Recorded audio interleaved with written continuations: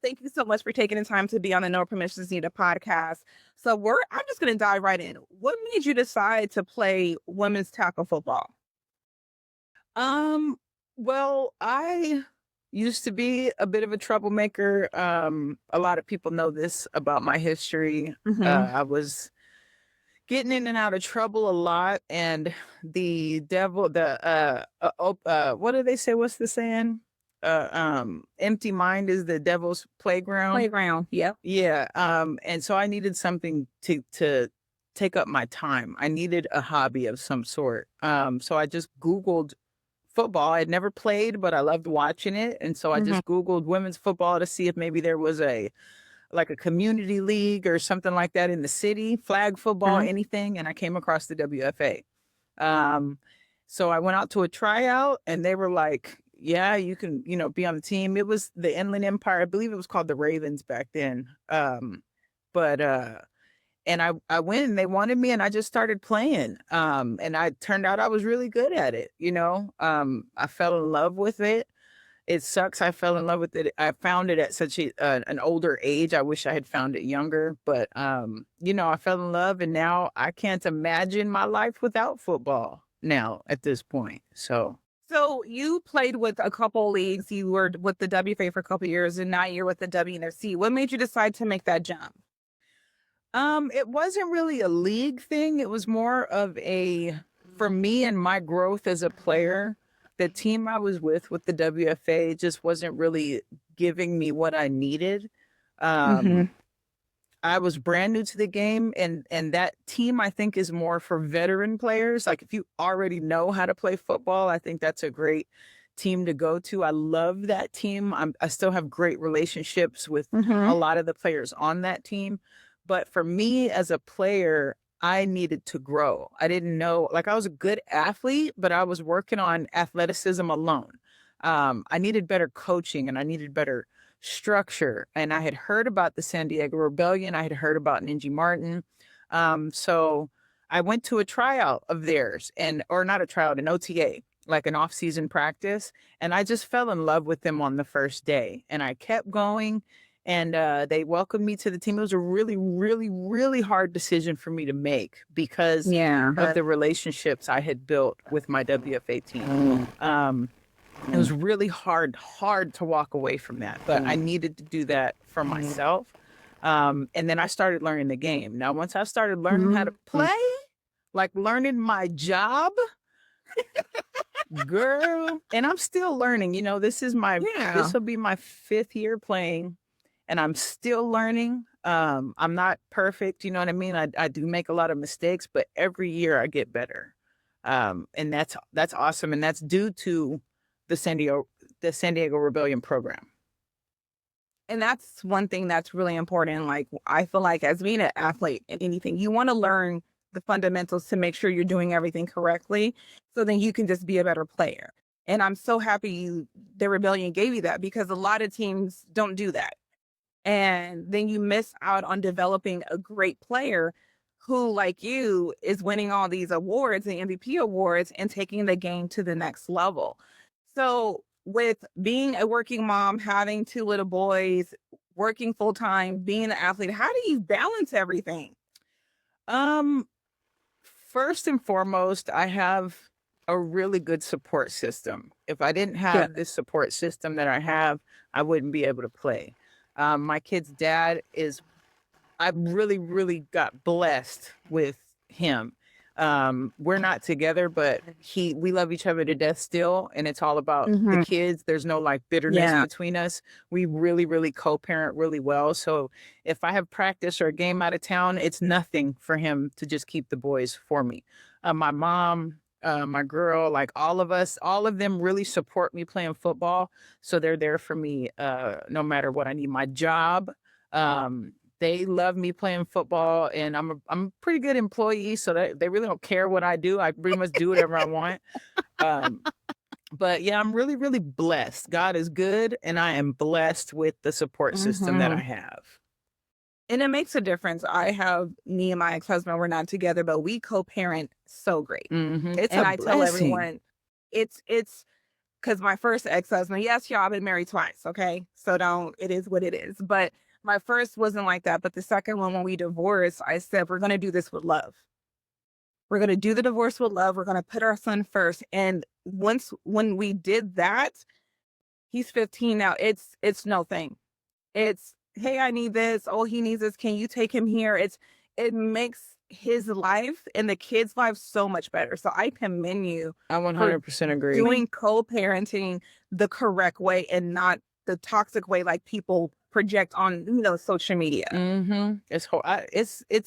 I hate to see that because it damages the kids when you have a toxic relationship and then you fall into these generational patterns. You know what I mean? So, like I said, we're really, really, really lucky and really blessed to have the relationship that we have. And that's a great thing. And what did your boys think about you playing football? They love that I play football. They think mommy is a beast. They think I'm famous. They swear I'm famous because, because the games are on TV and such, and they come to the games and they see all the people in the stands and stuff. So, they'll call me up. They'll FaceTime me sometimes from school, right? So it'd be like, hey, baby. And they'll be like, see, I told you that's my mom. Like telling their friends, you know what I mean? They Google me at school. They love that I play football. They think their mom's a badass. Well, you are a badass. I think women we're badass, period. We can do so much, but you are a phenomenal player. So when you first started your journey with football in 2020, you got injured and you had to start the year out and get better. How was that on your mental health? It was really, really tough. I had been practicing with different teams. There was a coach that would meet up and players from different teams would run routes and just go through fundamentals and stuff. And right before the season was going to start, I popped my Achilles in one of these workouts. And I had never had an injury like that before. I mean, I've hurt my knee many, many times, but the Achilles was a bit different. And then COVID hit. So nobody played. You know what I mean? No one did nothing. So I was kind of happy about that. I was like, I'm God's favorite. You know what I mean? If I can't play, none of y'all can play. But it was tough. It's a 9-month recovery. And I had my youngest son was maybe 3 or 4. So it was hard not being able to, chase them around the house and stuff. Yeah. Being able to carry a cup of coffee to your desk with crutches, like stuff like that. It was an adjustment. But my mindset is everything in life. Correct. In life, your perspective on things can change the outcome of things. And I was just determined to come back and to be stronger. You know what I mean? And then I popped it again. I popped the other side. You like, okay, God, what's going on? Yeah, so actually I lied a little bit. That was my second Achilles that I hurt in football or running routes. That was my second one. The first one I hurt playing racquetball. But I popped it and I was like, man, again? And I got real fat, like I got real big, I got depressed. But my mindset was like, girl, after probably like my 6th month, when I hit 6 months of recovery, I was like, man, you got to snap out of it. Small setback for a major comeback. And I just started grinding. I was in a boot, kind of hobbling around, but I started hitting that gym anyways. And I lost probably like 60 pounds. Wow. And came back. I played LFL for a little bit and played for the WFA team and, just kept grinding, kept learning, kept grinding and stuck with it. So mental health is really important and it's something that can just take you to a dark place. I mean, I've been there. A lot of people have been there. So what helped you get through the hard times? Like, what advice would you give another athlete going through mental health issues or depression? Because it is a mindset, but what if they're having a hard time getting to that mindset? I'm going to be honest. You put it at the throne. I'm going to be 100% honest with you. That's what I did. I turned to God. And another thing is, like I said before, my family. I leaned on my family quite a bit. And then sometimes you just gotta wake up and remember who you are. You know what I Yep. mean? And leaning on God did that. I just stopped worrying, right, about it. I stopped stressing about it, stopped worrying about it. And then it's like the old me came back over time by me just letting it go. You know what I mean? And that's pretty much how I did it. I just remembered who I was, prayed a lot, and just started getting in motion. You know what I mean? And then how do you keep like your circle on that same mindset? Because, you are who you hang around with. And if someone is toxic or not aligned with what you are or what your values are, like, how do you maintain that? I try to stay away from people like that. Honestly, Mhm. my circle is, I don't have anybody like that in my circle. Good. Birds of a feather flock together. You know what I mean? And I do have associates that are like that, but that's why they're just associates. You know what I mean? Mhm. I Yeah. try not to let somebody else's mindset change mine, you know, and I'll even try to kick them some game to help them change theirs. You know what I mean? To Correct. come more on my side of things. But you can only lead a horse to water. You can't make them drink it. So the people who Yep. want to stay where they're at, I just keep them where they're at. You can stay over there. I can still love you from a distance. You know what I mean? Mhm. So yeah, that's pretty much how I look at people that are that way. And that's like an important mindset, especially to have in the Black community, because a lot of us don't have that mindset. Mm-hmm. And really just taking like, you know what? It's the old thing. Oh, that's your mother, that's your sister, and whatever. And you're like, no, I have these boundaries. Mm-hmm. So how important is it for you to have those boundaries? Have you had to like implement them with a teammate and be like, hey, we play together, but off the field, I can't deal with you. So I set those boundaries for myself, right? You don't have to Got say it. everything you think out loud. You know what I mean? Hmm. And if I have a teammate who is a funky little asshole, right? Um, I don't have to tell you you're a funky little asshole. I don't have to say that to you.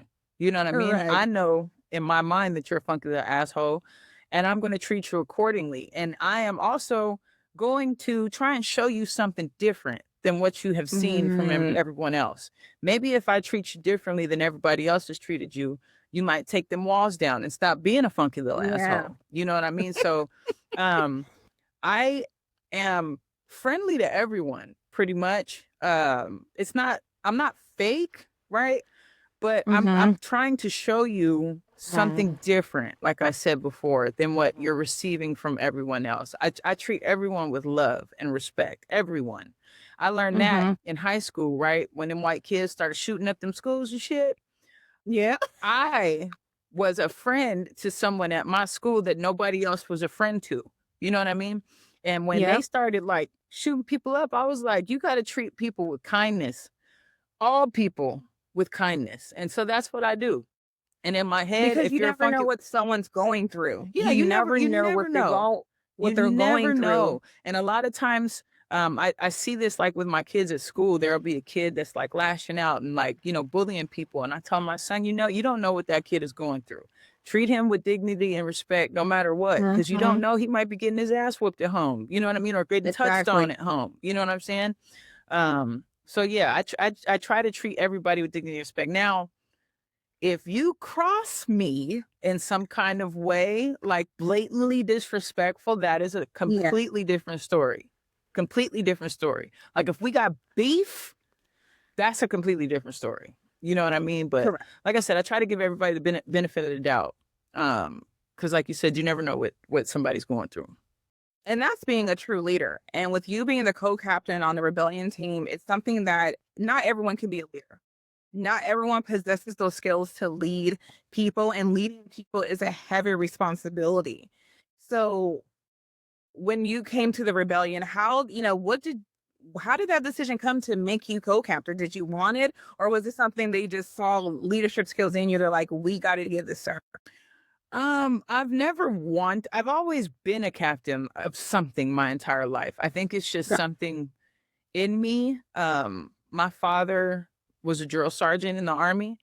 So I kind of grew up leading. It's just something that's in Yeah. me, but it's not something Mhm. I've ever asked for or wanted. You know what I mean? I Got want the team to succeed. So if there's anything I can do to help the team succeed, it's just something I naturally do. It's not for a title. If I wasn't a co-captain, I'd still be acting like a captain. That's just who I am. Mhm. You know what I mean? Um, but yeah, I want to see everybody succeed. So if you need to do extra workouts, I'm with you. If you need to look at film or review, or if you have questions, I'm an open book. You know what I'm saying? I guess having that title just kind of comes with the territory at that point. Yeah, and you don't let it get to your head because you're like, the ego needs to go away. And I feel like Yes. when you're raised, like I told you off, my dad was a master sergeant in the army. When you're raised with military parents, they would check your ego for you. Oh, yes. Yes, ma'am. And football is Yeah. kind of hard to check the ego, right? Because you have Hmm. to believe you're the baddest motherfucker on the field when you get out Yeah, there. you You got to. have to believe it, but I do try to keep my ego at bay. I don't talk a lot of shit on the field. I'm not that person. I am an uplifting, encouraging person, right? Like I could smack the shit out of you and then I'll help you up. Like, you okay? You good? Okay, bet. But people be mad still. They be when they get up, fucking bitch. But and I'm like, yo, I'm just trying to help you up. You know what I mean? Like it's the Yeah. game. It's like, but yeah, I'm not that ego yelling, shouting, cussing people out. I'm not that person on the field. I try to keep the ego at bay. And that's good. So, was being a mother, a football player, everything else, and the growth of women in sports, just overall, it's been tremendous growth. Do you still feel like women's tackle football is not getting the shine it needs to get as far as with flag? How now flag is a D1 sport, and it's like I always say it's really they went to flag but skipped over tackle. And to me, that bothers me just as a person in the industry and as a fan. So how do you feel about that?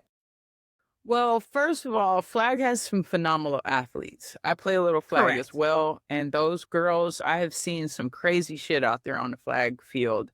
Spidey is a really, really Yes. good flag football player, and I just love watching her work, the way she be juking people and stuff. So no disrespect to the flag world, Correct. but I think flag is more marketable than women's tackle. If I'm being honest, if you look at who is paying for this stuff, they like the smaller, prettier, more dainty women. That Hmm. that is what just like the LFL. The LFL got a lot of attention because I think because of the way these women looked.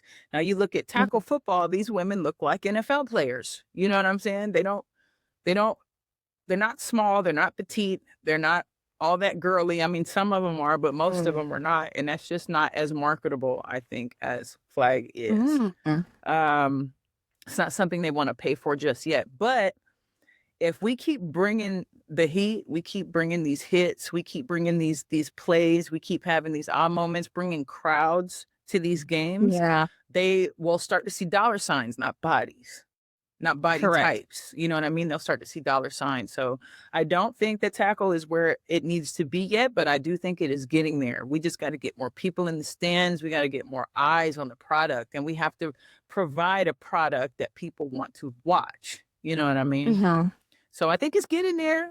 I really do. I think the WNFC is probably out of the two leagues, uh, has the better branding, has the better product. Like if you compare watching one game to another, the production is just better on the WNFC side. Media, I think, is a lot better on the WNFC side. They have the right plan. And that now it's about executing it and putting it in motion. And that's what we're currently doing. I think it's on its way. I don't think No, I I'll think. get paid for it. I'm a little old, but the generation coming up, I truly believe will, Mhm. and I'll be on the sidelines coaching them. Yeah, I feel like I've always said the WC does a great job at marketing and brand. I've because that's my background. So I look at it from that standpoint. Like they're great. They know what they do. They know what attracts people. And it's something that when it comes to a sport, you just can't go play the sport. It's a whole package. Yes, it is. Everything has to work together like a car for it to be successful. So I know you said I'm probably older than you. I would think you're old, but I don't know. you said you probably won't see it in your lifetime. So how does that make you feel? Do you feel like it's your responsibility to lay the groundwork for the next generation, or do you feel like, man, I really wish it gets to that point while I'm still playing? I don't care if I get paid or not, honestly. I play the game because I love the game. Yeah, would it be great? Yes, it would be, but I'm gonna be okay if we don't, you know. Got it.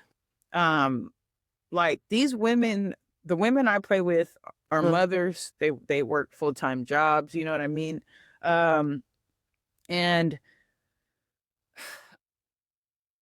like I said, I don't think we will get paid, but I do want to lay the groundwork. It's just not there yet for the country, for the world. It's just not at that level yet. But I mean, the WNBA just started getting paid. You know what I mean? WNBA, I mean, getting paid. You know, I think I probably make more money than your average WNFC player does. I mean, WNBA, yeah, WNBA player does. And they've been around a lot longer than the WNFC has. So I really, really don't see that happening anytime in the immediate future. But yeah, we are laying the groundwork. I mean, women's football has been around since the 70s, you know, but I think that this current time frame or the people playing now are really laying the groundwork as far as getting a check is concerned. Correct. Yeah. But yeah, I'd love to see the younger athletes, the girls that are 10, 11 years old right now, or even younger, aspiring to want to be a women's tackle football player.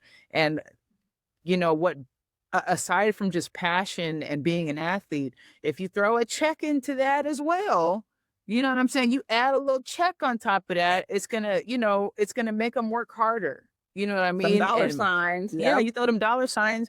All of a sudden, girls are getting extra coaching. They're paying for coaches on the side. They're training. They're getting, you know, eyes put on them, having combines and all that stuff. And I'd love to see that. I'd love to see that in the future. I feel like that's where it's going. I feel Yeah, I think like so too.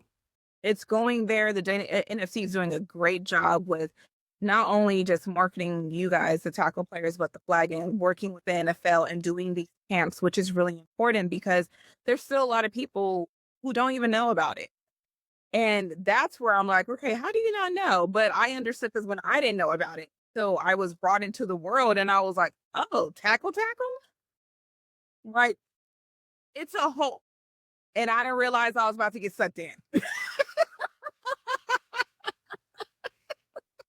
I thought the first game I went to, I was in the stands watching Vampire Diaries on my phone because I was like, this is really going to be what I think it is. And I heard it hit. I said, okay, let me put down, you know, the Salvatore brothers and pay attention. But I really feel like it's great. And I really want to just be a part of it and help. It's all about women empowerment and really helping you guys get to your level. And I feel like there's so many avenues where people can get into to use their gifts to help you guys. That's the common goal. So what would you tell a young girl who wants to play tackle football, but is scared to tell her parents or scared to even take that jump? Don't be scared. Do it. Do it. You got one life. You got one life. Don't waste it doing stuff you don't want to do. You know, do it. Start training. And I'm a big talk with your pads type of person. So like put in the work and show them what you can do. Don't give them any reason to be able to tell you no. You know what I'm saying? Become that athlete you want to be and show them what you're capable of. Most parents, I mean, not all parents, but most parents, when they see that their kid is really, really good at something, they're going to back that child in what they're trying to accomplish, you know? So put in the work on your own. Don't ask for permission. Mommy, I'm going outside to play, and go out there and start running routes. Start sticking stuff out there on your own. You know what I mean? Find somebody to throw the ball to you. Exactly. Yeah. Just prove them wrong. Make them put your foot in their mouth. For real. Well, I already know you're supporting your boys and whatever they're doing. Yeah. Yes, sir. Same with mine. My youngest, he's the academic one. So he has over a 4.0 and he's like, I don't want to do sports. I'm like, you know what? Fine. We're going to push you in academics and do what you need to do. So I really am a believer in that. So my last question for this amazing interview is, what do you want your legacy to be? Um,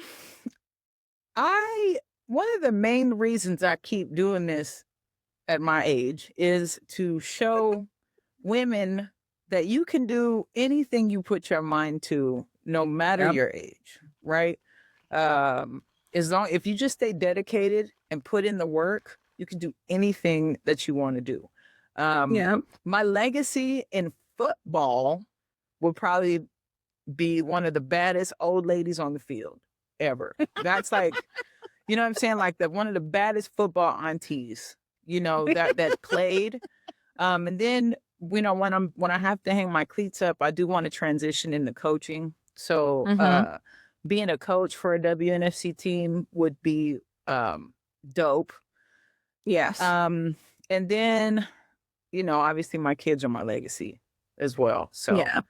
That's pretty much all I want to do is help people be great and help others be great. That's what I want to do. And that is a beautiful thing. That is amazing. I want to thank you so much, Pook, for being on the show. Thank you for always supporting me and everything we have going on. So you guys go to the San Diego Rebellion's website, Instagram, social media, come out to the games. They are based in San Diego, and go from here to the Bay to other areas. Support women's tackle football. Make sure you follow, subscribe to the No Permissions Needed podcast, and follow me. I will be at the games this season because Pook kind of, I feel like if I don't go, she gonna come after me. So I'm just gonna go. You damn right. You damn right I am. I'm pulling up. It's support and pull up because that's what we do. But I want to thank you guys for tuning in, and we'll see you next time. Thank you.